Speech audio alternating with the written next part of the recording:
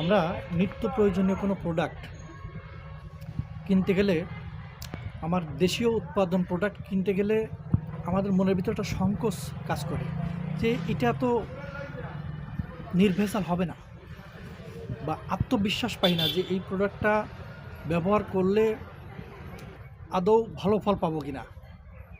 এই জন্য আমরা সবসময় চিন্তা করি যে বাহিরের প্রোডাক্ট আমরা নিঃসন্দেহে নিঃসংকোচে আমরা সেটা নিজের ব্যবহারের জন্য কিনে নিয়ে আসি।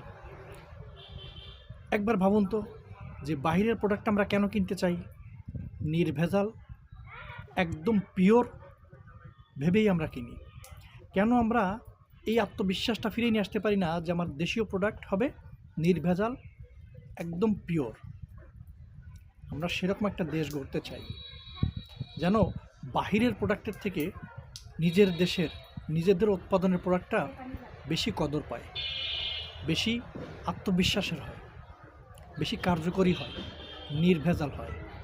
আমরা সেরকম একটা দেশ হিসেবে নিজেদের দেশকে প্রতিষ্ঠিত করতে চাই।